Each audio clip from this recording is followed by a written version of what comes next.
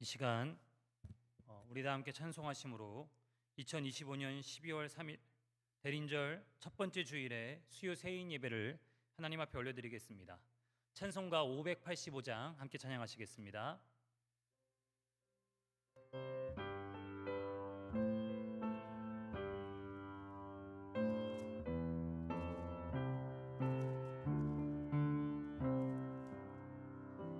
내 주는 강한 성이요 방패와 병기 되시니 큰 환난에서 우리를 구하여 내시리로다. 옛 원수 마귀는 이때도 힘을 써 모략과 권세로 무기를 삼으니 천하에 누가 당하랴. 내 힘만 의지할 때는 패할 수밖에 없도다. 힘 있는 장수 나와서 날 대신하여 싸우네. 이 장수 누군가? 주 예수 그리스도 만군의 주로다. 당할 자 누구랴? 반드시 이기리로다. 이 땅에 마귀 들끓어 우리를 삼키려 하나. 겁내지 말고 섰거라. 진리로 이기리로다.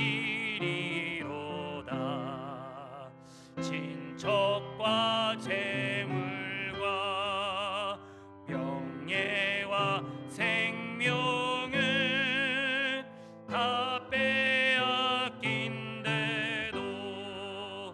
진리는 살아서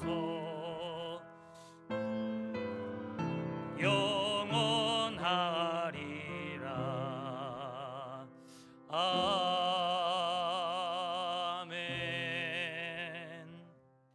찬송가 569장 선한 목자 되신 우리 주 함께 박수하면서 주님을 찬양하겠습니다.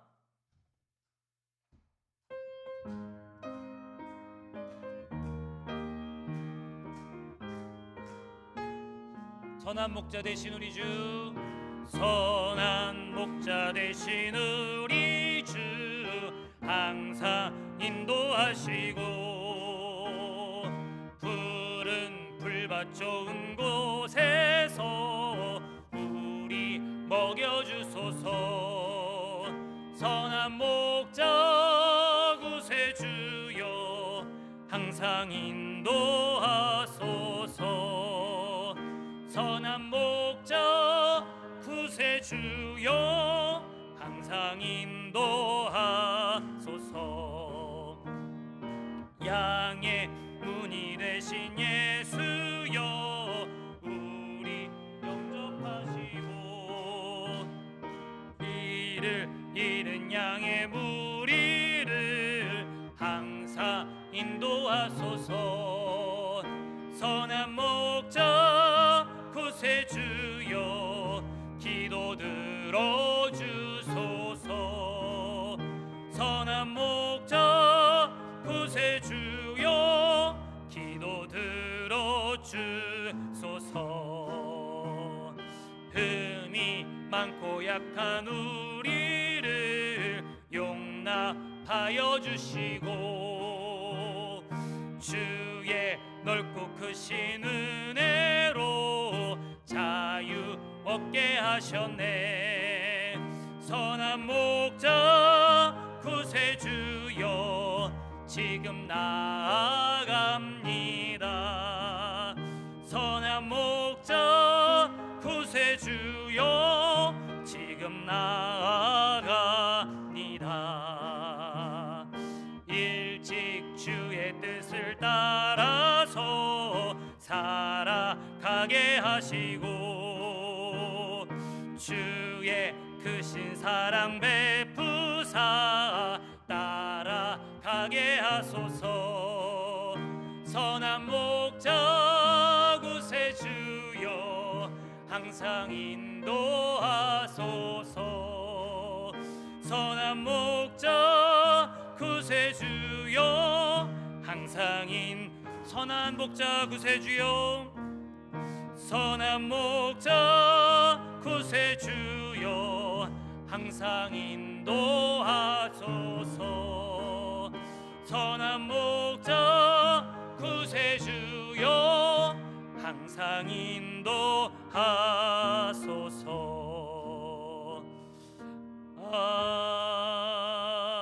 아멘. 우리 마지막으로 찬송가 288장 예수를 나의 구주 삼고 우리 마지막으로 찬송하시고 함께 기도하시겠습니다.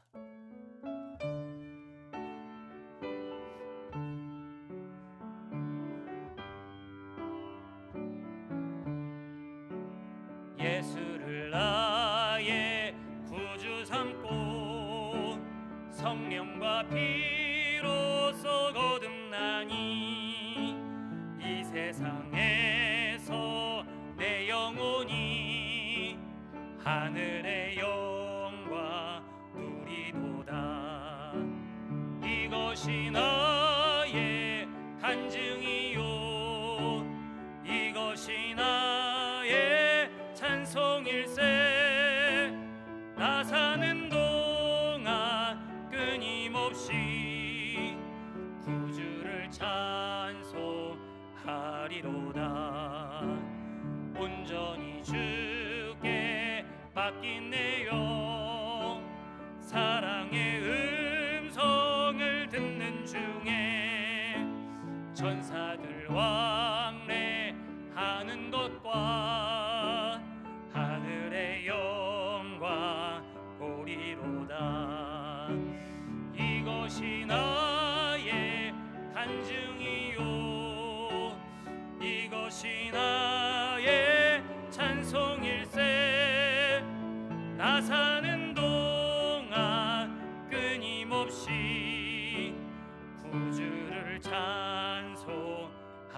찬송하리로다. 주 안 누림으로 마음의 풍랑이 잔잔하니 세상과 나는 간 곳 없고 구속한 주만 보이도다. 이것이 나의 간증이요 이것이 나의 찬송일세. 나 사는 동안 끊임없이 구주를 찬송하리로다.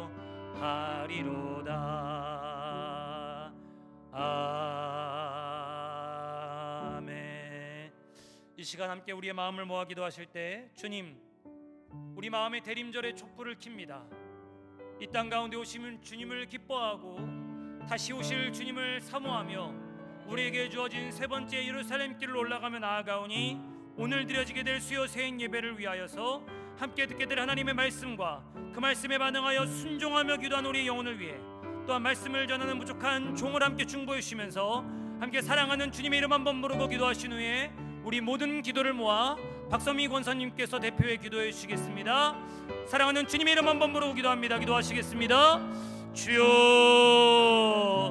할렐루야. 고맙고 감사하신 우리 주 하나님, 교회력의 시작인 대림절 첫 주에 그 촛불을 우리 안에 켰습니다.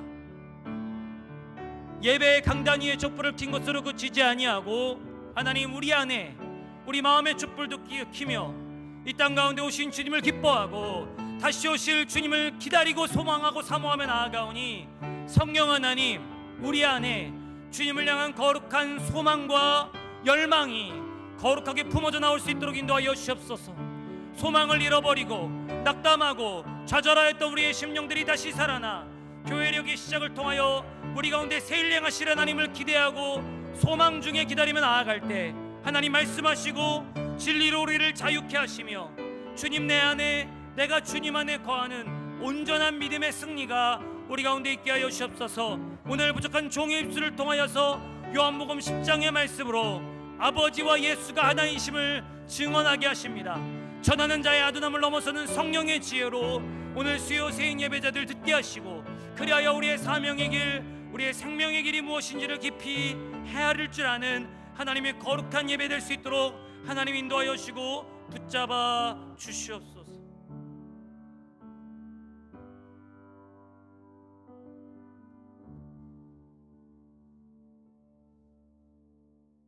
사랑의 하나님 아버지, 올해도 하나님의 은혜 가운데 마무리되어 가고 있습니다. 모든 것이 주님의 은혜임을 알고 고백하지만 때론 낙심하며 세상의 것을 쫓아 적당한 타협으로 살아간 적도 있음을 고백하오니 주님 용서하여 주시옵소서. 하나님의 말씀 가운데 살아갈 수 있도록 성령님 늘 우리와 함께하여 주시옵소서. 온전한 하나님의 사랑과 믿음으로 우리들의 몸과 마음을 지켜 주시옵소서. 올 한 해 수고하고 헌신한 성도님들을 위로하여 주시옵고, 각자의 자리에서 최선을 다하며 순종한 그 중심을 기억하여 주시옵소서. 또한 내년에 함께할 동역자들을 축복하여 주시옵고, 기도로 준비하며 무장하여 기쁜 마음으로 순종케 하여 주시옵소서. 우리가 진정으로 마음이 온유하고 겸손하신 주님을 본받아 낮은 자세로 섬기며 나아가는 우리들 되게 하옵소서. 특별히 수요 전도와 토요 전도, 떡볶이, 붕어빵 전도를 기억하여 주시옵고, 우리들의 손길과 입술을 축복하시어 만나는 사람들의 마음과 상황, 환경 등을 성령님께서 주장하시어 주님을 영접하고 교회에 나올 수 있는 믿음을 허락하여 주시옵소서. 때마다 우리들의 필요를 채워주시고 새 힘과 희망을 주시는 하나님을 믿사오니 지치지 않고 육체의 연약함 없이 순종할 수 있도록 주님 허락하여 주시옵소서. 사랑의 하나님 아버지, 모든 것이 하나님의 주권하에 있음을 고백하오니 육신의 질병으로 고통받는 자, 또한 그 가족들의 애통하는 마음을 기억하여 주시옵고, 마음의 근심과 걱정으로 주님의 위로가 필요한 우리들에게 찾아와 주셔서 회복시켜 주시옵소서. 능력을 더하시어 평안을 주시옵기를 간절히 바라고 원하옵나이다. 오늘 말씀을 전해주시는 박현일 목사님을 영육간의 강건함으로 지켜주시옵고, 말씀을 준비하시고 선포하실 때 피곤치 않게 하시며 우리의 한없는 사랑으로 성령 충만하게 하옵소서. 위로의 말씀, 능력의 말씀이 선포되게 하시며 듣는 우리들이 진정으로 하나님을 경외하는 믿음의 자녀들 되게 하여 주시옵소서. 오늘 찬양으로 인내팀이 올려드립니다. 항상 행함으로, 기도로 함께해 주시는 우리 팀원들을 축복하여 주시옵고, 그들의 간절한 기도를 들어 응답하여 주실 줄 믿습니다. 항상 우리들의 정성과 순종을 기쁘게 받아 주실 줄 믿사오며 살아서 역사하시는 우리 주 예수 그리스도 이름으로 기도드립니다. 아멘.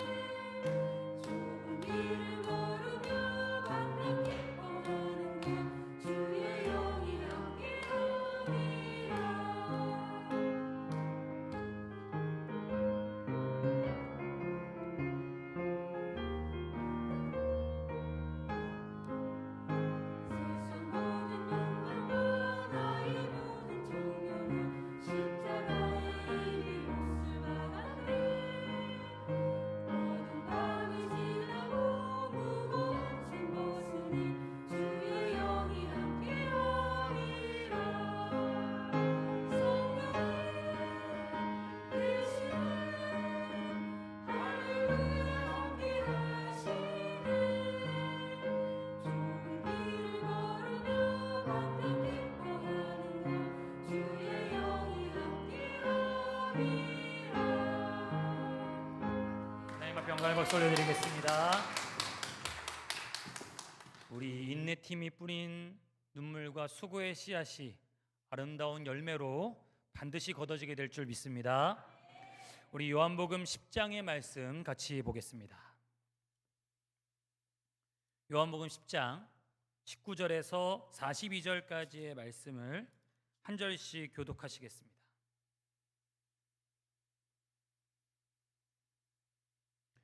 요한복음 10장 19절에서 42절까지의 말씀입니다.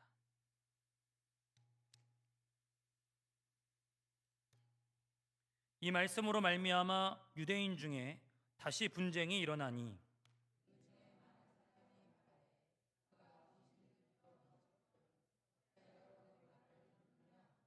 어떤 사람은 말하되 이 말은 귀신 들린 자의 말이 아니라 귀신이 맹인의 눈을 뜨게 할 수 있느냐 하더라. 예수께서 성전 앞 솔로몬 행각에서 거니시니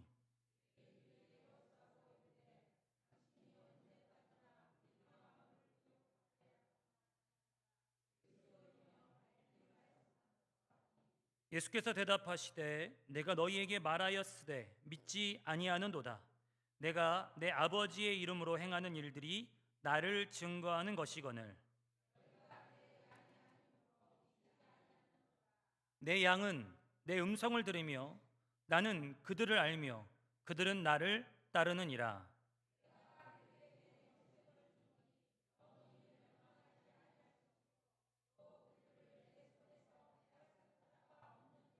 그들을 주신 내 아버지는 만물보다 크심에 아무도 아버지의 손에서 빼앗을 수 없느니라.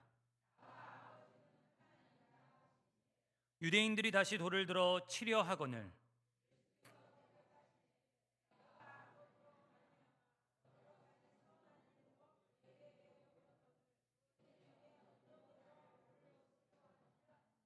유대인들이 대답하되 선한 일로 말미암아 우리가 너를 돌로 치려는 것이 아니라 신성 모독으로 인함이니 내가 사람이 되어 자칭 하나님이라 함이로라.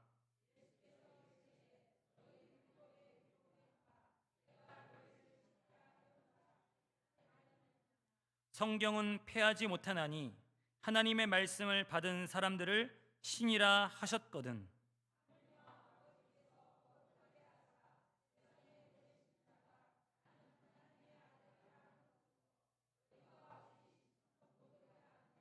만일 내가 내 아버지의 일을 행하지 아니하거든 나를 믿지 말려니와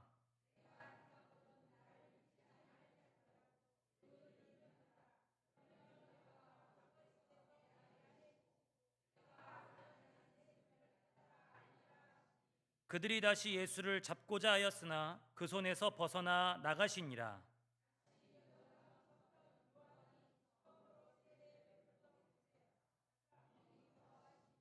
많은 사람이 왔다가 말하되 요한은 아무 표적도 행하지 아니하였으나 요한이 이 사람을 가리켜 말한 것은 다 참이라 하더라. 그리하여 거기서 많은 사람이 예수를 믿으니라. 아멘. 오늘 날씨를 보니까 진짜 겨울이 시작됐습니다. 네. 추운 겨울이 시작되었는데 이때 하나님의 은혜와 보호하심으로 우리 사랑하는 수요 세인 예배자들의 그 영혼육이 더욱더 주 안에서 강건하시기를 주님의 이름으로 축복합니다. 오늘 우리가 읽은 본문 19절은 이렇게 시작합니다. 이 말씀으로 말미암아 유대인 중에 다시 분쟁이 일어나니 라고 말이죠. 그럼 우리는 유대인들로 하여금 다시 분쟁이 일어나게 했던 말씀이 무엇인지로 돌아가 볼 수밖에 없습니다. 지난주에 수요 세인 예배를 통해 담임 목사님께서 말씀하셨죠. 7절부터 10절까지 양이 드나드는 문으로 예수께서 당신을 나타내신 말씀을 기억하실 것입니다. 그리고 뒤이어 말씀하신 예수님의 네 번째 자기 계시가 뭐냐? 자기 선언이 뭐냐? 나는 선한 목자다라는 말씀입니다. 이 나는 선한 목자다라는 말씀이 이 유대인들로 하여금 꽤나 큰 분란을 일으켰다라는 것이죠. 14절과 15절 말씀을 같이 읽겠습니다. 14절과 15절입니다. 시작. 나는 선한 목자라. 나는 내 양을 알고 양도 나를 아는 것이 아버지께서 나를 아시고 내가 아버지를 아는 것 같으니 나는 양을 위하여 목숨을 버리노라. 아멘. 여러분, 선한 목자로서 예수님의 이미지는 우리에게 너무나 익숙하죠. 성화에서도 그렇고 오늘 함께 부르신 찬송가에서도 마찬가지입니다. 언제나 접해왔고 자주 불러왔고, 그래서 나는 선한 목자다라고 당신을 설명하신 이 말씀에 혹시 여기 거부감 드시는 분 있으십니까?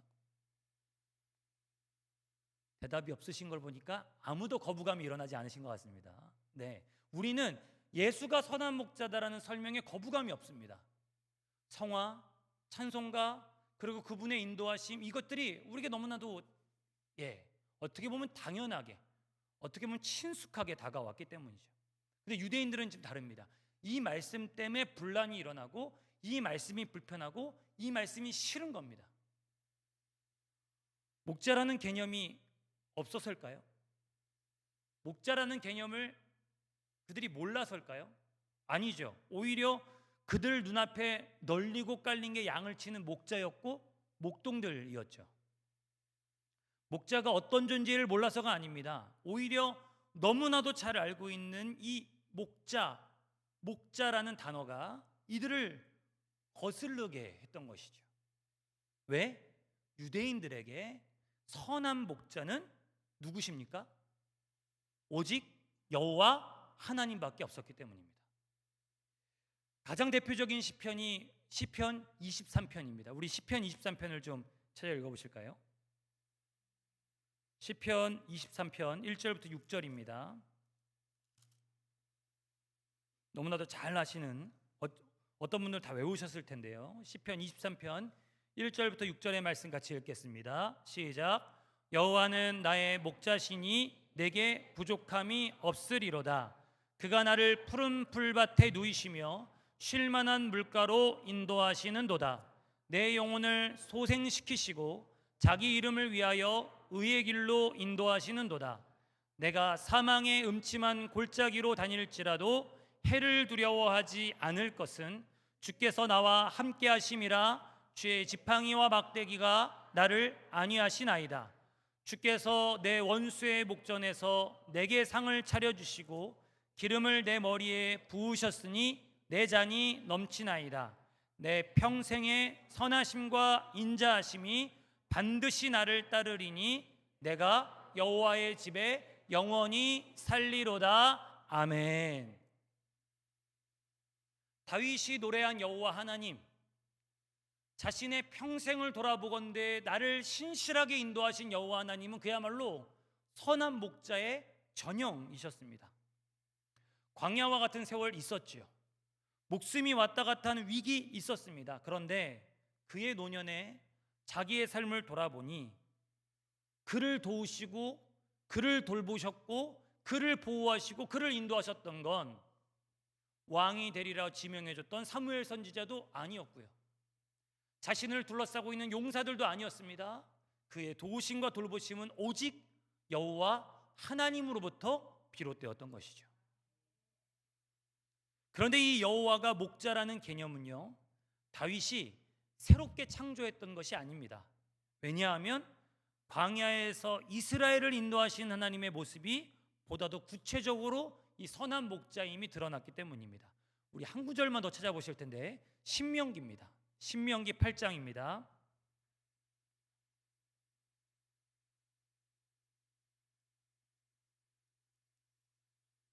신명기 8장 7절부터 10절의 말씀입니다.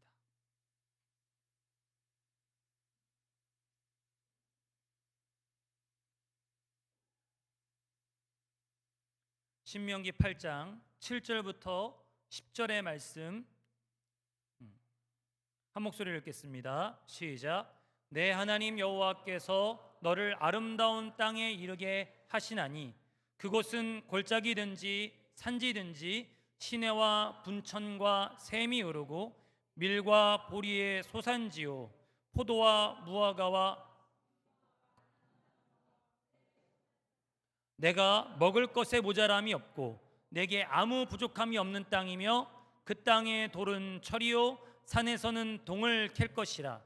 내가 먹어서 배부르고 내 하나님 여호와께서 옥토를 내게 주셨으므로 말미암아 그를 찬송하리라. 아멘. 여러분, 이 신명기 8장 7절부터 10절까지 설명하고 있는 땅이 어디죠? 바로 가나안 땅입니다. 그 가나안 땅이 곧 광야를 유리하며 떠돌던 이스라엘에게는 시편 23편의 푸른 풀밭 쉴 만한 물가였던 것이죠. 다윗은요, 시편 23편을 통해 자기 인생만 노래하는 것이 아닙니다. 자기 민족, 자기 나라, 자기 백성들을 보고 났더니 신명기 말씀의 성취가 여호와께서 이스라엘에게 선한 목자 되셨기 때문이다 라는 걸 알았기 때문에 자기 개인의 인생을 돌아보면서도 자기 나라, 자기 백성의 모습을 돌아보면서도 여호와는 곧 선한 목자라고 고백하지 않을 수 없었던 것이죠. 그래서 자신들이 가장 훌륭하다고 여기는 왕 다윗, 자신들이 동해물과 백두산이 마르고 닳도록 외우는 신명기의 말씀, 그것에 의지해서 유대인들은 선한 목자는 곧 여호와 하나님이다, 이 개념이 머리에 확실하게 박혀 있었던 겁니다. 그러니 스스로를 선한 목자라 칭하시는 예수님의 자기 계시, 자기 선언이 이들 입장에선 기가 막혔던 것도 이해가 안 되는 건 아닙니다. 스스로를 하나님이라고 칭하는 거죠. 이런 극악무도한 이단의 수계가 어디 있습니까? 유대인들 입장에서는요. 이 말씀이 이들로 하여금 분쟁이 일어나게 했습니다. 왜냐? 20절과 21절입니다. 20절과 오늘 본문 20절과 21절입니다. 시작. 그 중에 많은 사람이 말하되 그가 귀신 들려 미쳤거늘 어찌하여 그 말을 듣느냐 하며, 어떤 사람은 말하되 이 말은 귀신 들린 자의 말이 아니라 귀신이 맹인의 눈을 뜨게 할 수 있느냐 하더라. 말만 보면 말도 안 되는 일이에요. 말만 보면 가당치도 않은 소리예요. 근데 구약에 메시아가 오면 이런 일들이 일어난다고 했지 않았습니까? 눈먼 자가 눈을 뜨게 되고 저는 자가 다시 걷게 되며 갇힌 자가 자유케 되는 일들이 메시아가 오면, 하나님의 구원자가 오면 일어난다고 했는데, 저 예수라는 작자의 말만 보면 가당치도 않은데 행하는 일들을 보니 이거를 마냥 부인하고 부정할 수도 없는 노릇인 거죠. 이런 사람들 앞에서 예수께서는 아주 날카롭고도 명확하게, 어떻게 보면 여러분 정말 인정사정 없이 이 말씀을 하십니다. 우리 26절 27절 말씀 같이 읽겠습니다. 오늘 본문 26절 27절입니다. 시작. 너희가 내 양이 아니므로 믿지 아니하는도다. 내 양은 내 음성을 들으며 나는 그들을 알며 그들은 나를 따르느니라. 아멘. 여러분 아멘이시죠? 주님의 말씀은 아멘인 줄 믿습니다. 근데 이것을 유대인들 입장에서 생각해 보십시오. 여러분, 이런 편가르기가 어디 있습니까? 내 말 안 들어? 너희들 내 양 아니야. 이런 유치한 편가르기가 어디 있습니까? 날 것 그대로 보자면 내 말 안 믿는 너희들은 내 편 아니야. 예수님 이런 말씀 아니신가요? 우리는 27절 읽으면서 내가 주님의 음성을 듣고 주님도 날 아시지, 그러니 내가 주님 따라야지, 아멘이지 하면서 은혜 받는 말씀이지만, 거꾸로 이 말을 듣는 유대인들에게는 너희들은 내 양이 아니다. 나는 하나님의 구원자고 내가 하나님인데 너희들이 내 양이 아니니 너희들의 끝은 심판이고 너희들의 끝은 멸망이다. 이렇게 결론 지으시는 겁니다. 이토록 유치하게 주님께서 편을 가르신 이유가 있죠. 25절과 32절을 통해서, 그리고 그들도 말했던 것처럼 요한복음을 통해서 누차 말씀하신 부분처럼 내 말이 믿겨지지 않으면 무엇을 보라고 말씀하십니까? 내가 아버지의 이름으로 행한 일들을 보라고 말씀하신 겁니다. 그것이 얼마나 구약에 딱 딱 맞게 떨어지는지를 보라는 거죠. 그러면 너희들이 내 말은 못 믿어도 내가 하는 일들로 말미암아 부인하지 못하리라. 이게 예수님의 결론이셨습니다. 우린 여기서 예수님의 이 결론을 보면서 복음서에서 누차 강조하고 인용해오던 예언서의 한 구절을 끄집어낼 수밖에 없습니다. 이사야 6장 9절과 10절의 말씀을 제가 읽어드리겠습니다.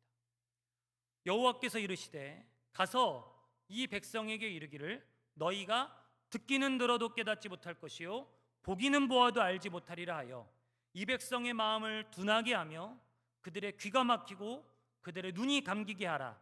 염려하건대 그들이 눈으로 보고 귀로 듣고 마음으로 깨닫고 다시 돌아와 고침을 받을까 하노라 하시기로. 이 이사야 6장 9절과 10절의 말씀을 마태복음, 마가복음, 누가복음에 자주 인용하지 않으십니까? 저 백성이 왜 저러느냐? 왜 저렇게 고집을 부르느냐? 그들이 듣기는 들어도 깨닫지 못하고 보기는 보아도 알지 못하는 이 예언서의 말씀을 이루려 하심이다. 말씀의 성취다. 이 말씀 자주 하셨습니다. 그럼 이쯤에서 우린 물어야 되는 거죠.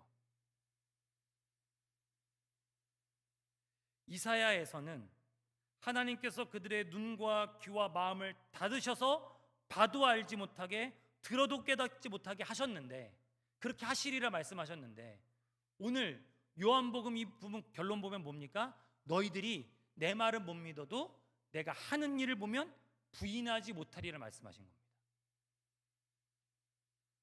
이게 부딪힙니다. 과연 하나님이 눈을 가리시고 귀를 닫게 하셔서 보지 못하게 하시고 듣지 못하게 하신 것인가? 아니면 그들이 고집을 부려서 하나님이 행하시는 일들을, 예수를 통해 행하는 일들을 스스로 눈을 닫고 스스로 귀를 닫고 안 보고 안 들으려고 하는 것인가? 라는 것이죠. 다 보여주셨습니다. 다 들려주셨습니다. 구약의 말씀들이 하나하나 이루어지는 것들을 다 알 수 있었습니다. 모를래야 모를 수 없었죠. 안 볼래야 안 볼 수 없었습니다. 스스로 반문하기도 했잖아요. 야, 어떻게 귀신 들린 자가 맹인의 눈을 뜨게, 본인들이 한 말 아닙니까? 공생의 기간 동안 숱하게 보여주시고 들려주시고 나타내셨고 드러내셨는데, 그러니 이쯤 되면 보고 싶지 않고 듣고 싶지 않아서 스스로 눈을 가리고 귀를 막은 것일까? 아니면 하나님이 구약의 예언서 말씀처럼 그들의 눈을 가리고 귀를 닫아서 보지도 못하고 듣지도 못하고 깨닫지도 못하게 만드신 것인가? 어느 쪽일까요?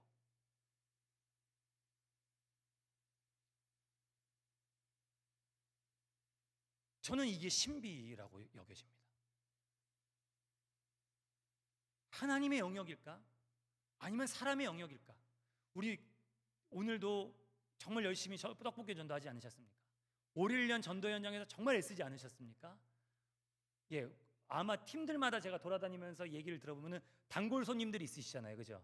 팀마다 5년, 6년 꾸준히 오셔서 커피 얻어 드시고 아무렇지도 않게 흩어지시는 분들 계시잖아요. 근데 왜 그분들한테 복음을 전하고 예수를 전해도, 또 우리가 간절히 기도하는 전도 대상자한테 그렇게 해도 왜 받아들이지 않을까요? 하나님이 막으신 것일까? 아니면 그들이 막고 있는 것일까? 저는 이것을 하나님 탓으로, 아니면은 그 사람들 탓으로, 전도 받아야 될 사람들 탓으로 여기고 싶지 않습니다. 이거는 우리가 다 헤아릴 수 없는 신앙의 신비입니다. 다만 우리가 그 말씀을 떠올리면서 한번 이 그림을 한번 보시죠. 그림을 좀 띄워주시겠습니까? 잘 보이시나요? 이게? 잘 안 보이시죠? 이게 렘브란트라는 화가의 탕자의 귀향이라는 그림입니다.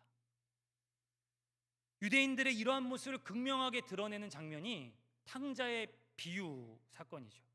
여러분, 잠시 여기 조명을 좀 낮춰주셔도 되겠습니다. 그래서 이 그림 보고 어떤 느낌이 드신지 한번 보시겠어요? 좀 잘 보이시나요?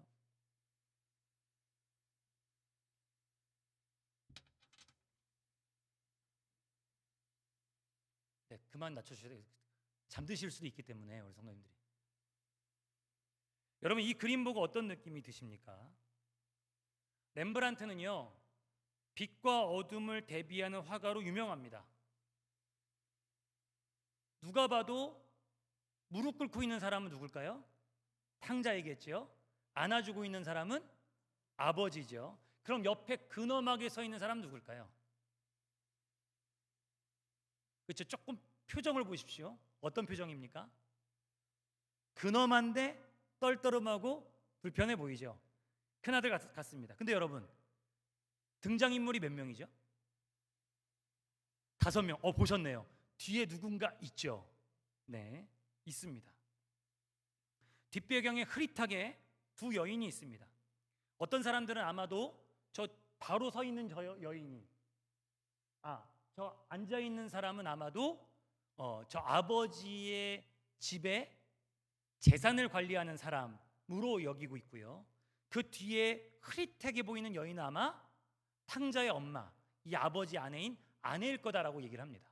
그리고 저 뒤에 더 보이지 않는 저 흐릿한 사람은 아마도 그러니까 성경에 나와 있지 않은 등장인물들이죠. 이 큰아들의 아내, 그러니까 아버지의 며느리일 거라는 겁니다. 다시 한번 말씀드리지만 렘브란트는 빛과 어둠을 굉장히 극명하게 드러낸 화가로 유명합니다. 저 등장하지 않는 세 사람은 화가의 상상의 영역인 거죠. 그리고 그들의 표정이요 좀처럼 무표정입니다. 드러나지 않습니다. 그리고 뒤에서 이 상황을 방관하고 있습니다. 그래서일까요? 렘브란트는 그들을 일부러 어둠 가운데 배치해 두고 있습니다. 제 눈길을 끄는 건 여러분, 저는 이 그림을 보고 제일 눈길을 갔던 건 아버지의 표정입니다. 아들이 돌아왔습니다. 기다렸던, 잃어버렸던 아들이 돌아왔습니다. 근데 여러분 아버지의 표정이 어때 보이시나요? 너무 좋아 보이세요? 또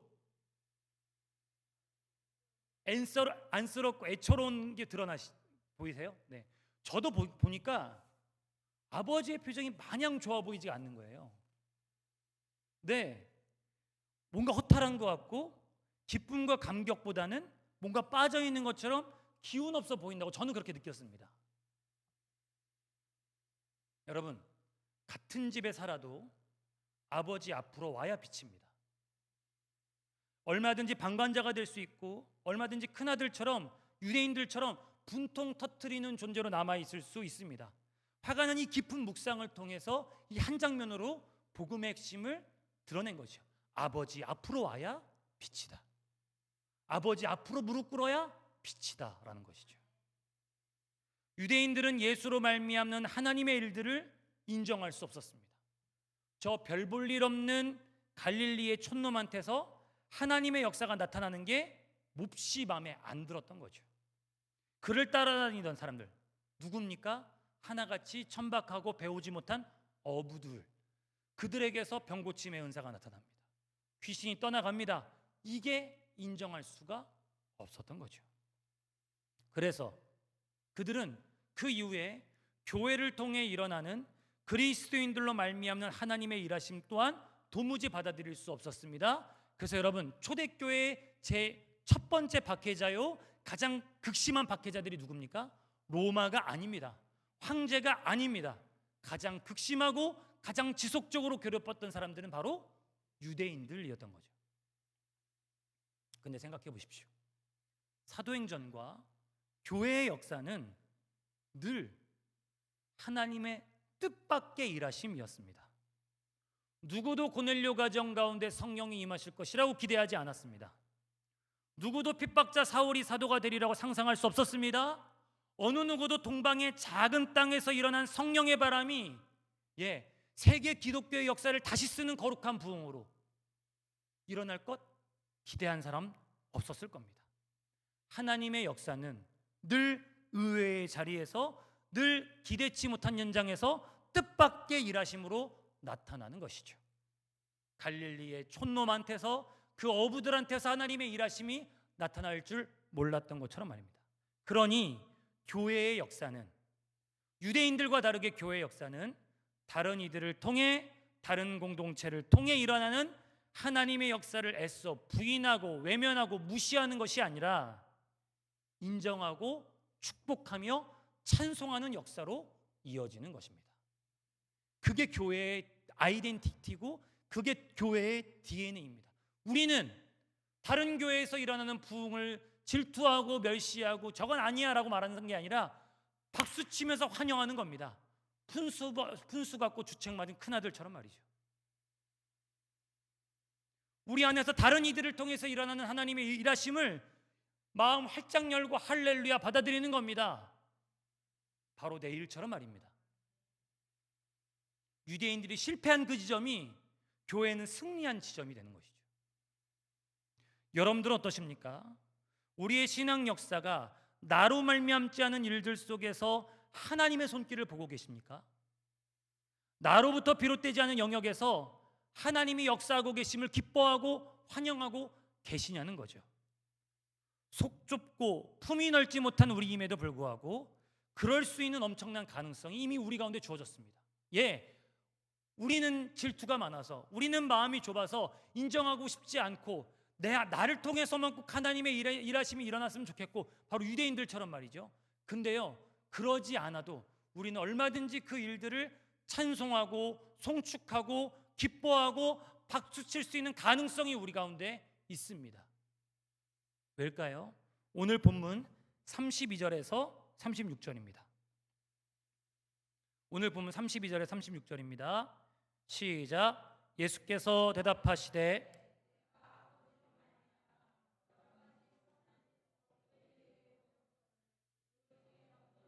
나를 돌로 치려 하느냐? 유대인들이 대답하되 선한 일로 말미암아 우리가 너를 돌로 치려는 것이 아니라 신성 모독으로 인함이니 내가 사람이 되어 자칭 하나님이라 함이로라. 예수께서 이르시되 너희 율법에 기록된 바 내가 너희를 신이라 하였노라 하지 아니하였느냐? 성경은 패하지 못하나니 하나님의 말씀을 받은 사람들을 신이라 하셨거든. 하물며 아버지께서 거룩하게 하사 세상에 보내신 자가 나는 하나님의 아들이라 하는 것으로 어찌 신성 모독이라 하느냐? 아멘. 예수께서 직접 말씀하십니다. 하나님의 말씀을 받은 사람들이 뭐라고요? 신이다. 이 말씀은 시편 82편을 인용한 건데요, 거기서 시편 82편의 맥락을 보면은 사람들을 재판하는 재판관들이 율법을 따라 가난한 자와 고아를 위하여 판단하고 궁핍한 자들을 악인의 손에서 건져내는 것이 하나님이 그들에게 주신 사명이고, 이 일들을 감당한 너희들이 지존하신 여호와의 아들들 신이다라고 높여 세워주는, 그러나 또한 높여 세워준과 동시에 그리하지 않았을 때 그들에게 닥치게 될 징계를 동시에 경고하는 말씀이 시편 82편입니다. 예수님이 이 말씀을 인용하신 것이죠. 그리고 이 인용이 이번에 한 번만으로 끝나지 않고 이 말씀의 의미를 예수를 믿고 따르는 그리스도인들 전부에게 여러분 확대시켜 주십니다. 왜 그렇습니까? 예수 그리스도로 말미암아 우리가 하나님을 뭐라고 부르죠? 아버지라고 부를 수 있는 자격이 주어졌습니다. 우리한테 너무 당연하죠. 너무 뻔하죠. 그런데 예수께서는 우리에게 너무나도 당연하고 뻔한 호칭을 위해서 자신의 생명을 내어주시고 삶을 던지셨습니다. 그리고는 오늘 우리는 너무 아무렇지도 않게 예수께 의지해서 십자가로 나아가고 하나님을 아빠, 아버지라고 부를 수 있는 겁니다. 근데 여러분, 유대인들 입장에 생각해 보십시오. 그들은 여호와를 여호와라고 부르지도 못합니다. 함부로 히브리어로 하나님의 이름을 쓰지도 못합니다. 너무너무나 어렵고 너무너무나 두렵고 너무너무나 경외스러운 그 이름을 저 근본 없는 것들, 우리 같은 사람들 말입니다. 아버지라고 함부로 부르고 언제든지 나아가고 그렇게 함부로 구하고 함부로 떼쓰고 함부로 기도하는 그런 모습들을 유대인들이 보면 기가 막힌 거죠. 여러분, 우리의 신앙의 모습을 유대인들을 보면 기가 막힙니다. 율법을 하나 제대로 지키길 합니까?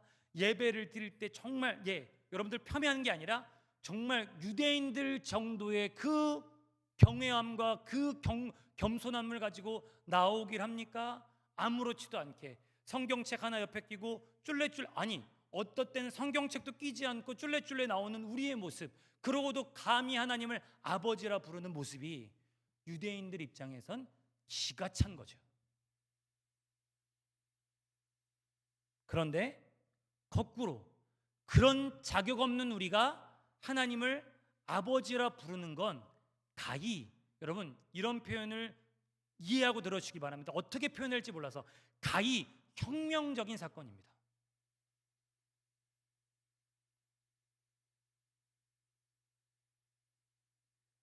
친자이신, 독생자이신 예수로 말미암아 우리가 무엇이 됐습니까? 사도 바울의 표현에 의하면 양자가 됐습니다. 그럼 시편 82편과 요한복음 10장의 말씀에 의하면 우리처럼 별 볼 일 없는 사람들이 하나님을 아버지라 부를 때 우린 뭐가 되는 걸까요? 아들이 되고, 요한복음 10장과 시편 82편 말씀에 의하면 우리가 말씀을 받은 신적 존재가 된다는 거예요. 응? 이게 무슨 이단 사이비 같은 소린가? 우리가 신이다, 우리가 구원자다, 이런 말씀을 드리는 게 아닙니다.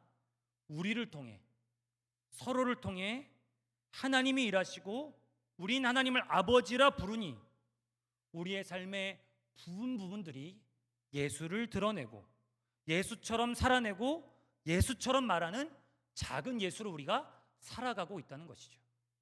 옆에 계신 분들을 지그시 바라봐 주시겠습니까? 지그시 째려보시면 안 됩니다. 지그시 바라보시면서, 부끄러워서 못 보신 분들 계신데 당신의 모습에서 예수의 흔적이 보입니다.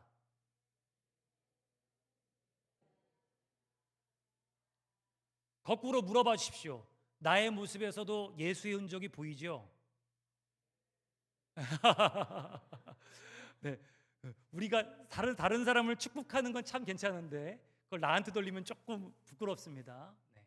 근데 이 말씀을 받은 우리, 예수가 하나님을 아버지라 부르는 것처럼 우리도 하나님을 아버지라 부르는 우리도 신적인 존재요, 하나님의 흔적을 담은 존재요. 그래서 이 땅에 작은 예수로 살아가고 있다는 것이죠.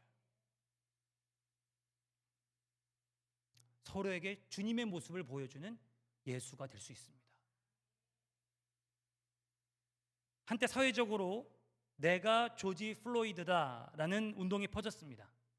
평범한 흑인 미국 시민이었던 조지 플로이드가 미국 경찰이 사소한 의심을 해서 무참히 진압당해서 결국 사망에 이르게 됩니다. 그래서 미국 전역에서 그를 추모하면서 흑인 인종차별에 반대하면서 거리로 쏟아져 나온 거죠. 그리고 그렇게 외친 겁니다. 내가 조지 플로이드다. 나도 당하고 있다. 흑인의 생명도 소중하다.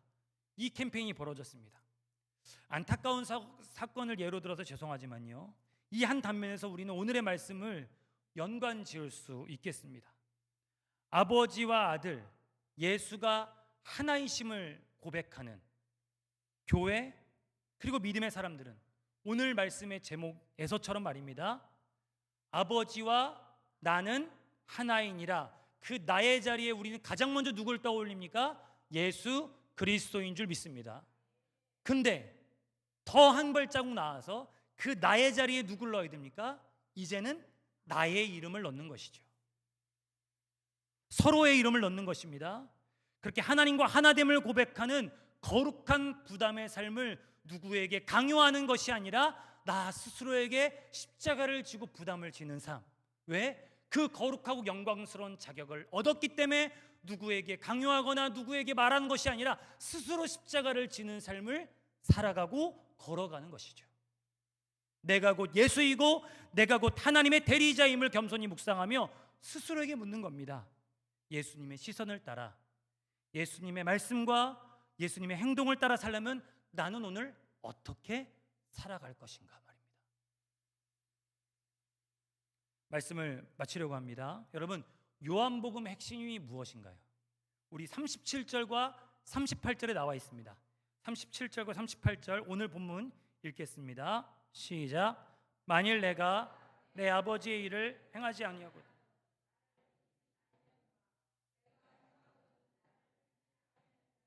그 이름 믿으라. 그러면 너희가 아버지께서 내 안에 계시고 내가 아버지 안에 있음을 깨달아 알리라 하시니 아멘. 아버지 내 안에, 내가 아버지 안에. 요한복음의 핵심 구절 아닙니까? 이 결론이 어떻게 이어지죠? 우리 마지막으로 요한복음 14장 20절 말씀 마지막 읽겠습니다.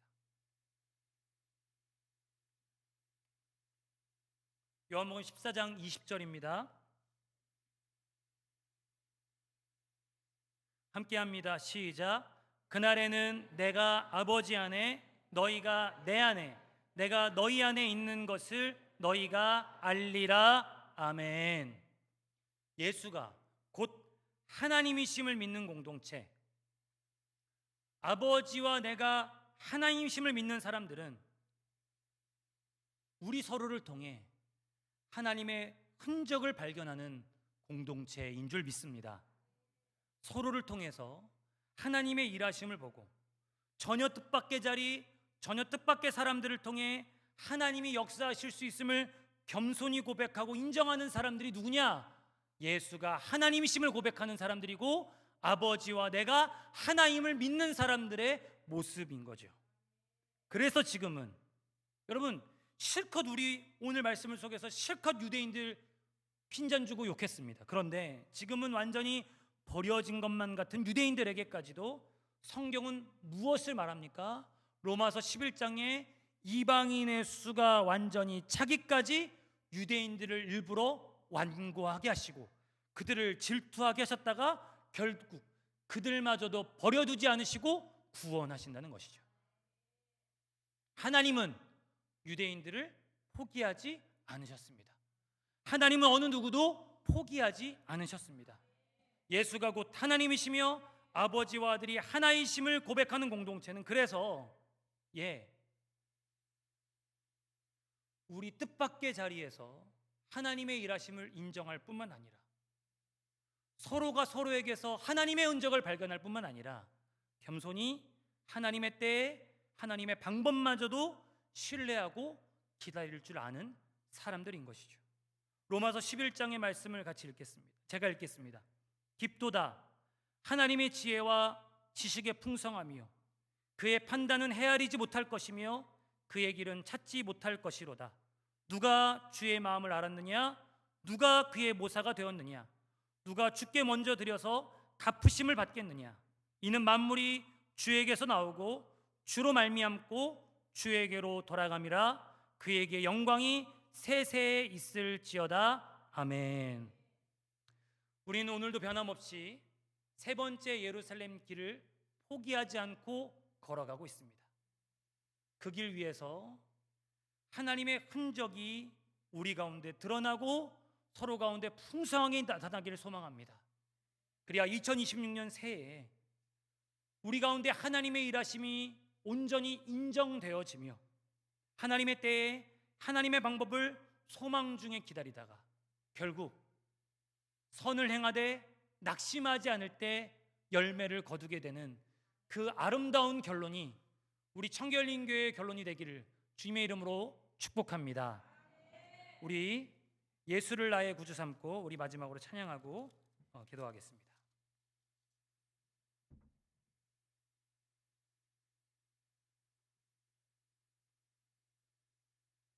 288장입니다.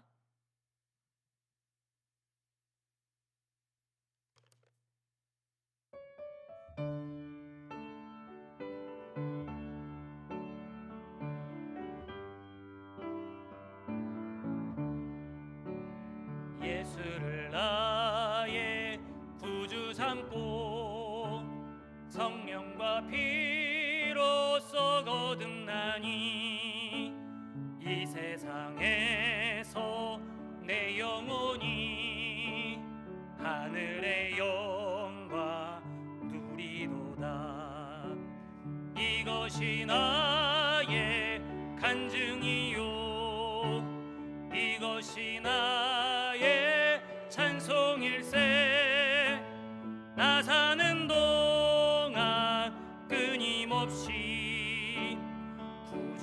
구주를 찬송하리로다.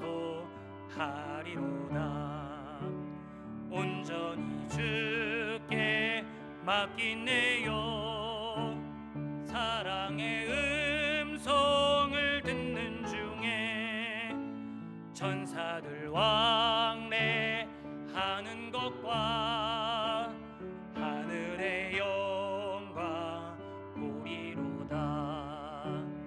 이것이 나의 간증이요, 이것이 나의 찬송일세.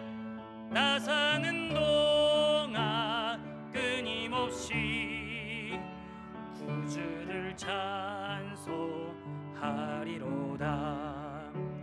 주 안에 기쁨 누림으로 풍랑이 잔잔하니 세상과 나는 간 곳 없고 구속한 주만 보이도다. 이것이 나의 간증이요, 이것이 나의 찬송일세. 나 사는 동안 끊임없이 구주를 찬송. 이것이 나의 간증이요, 이것이 나의 간증이요, 이것이 나의 찬송일세. 나 사는 동안 끊임없이 구주를 찬송하리로다.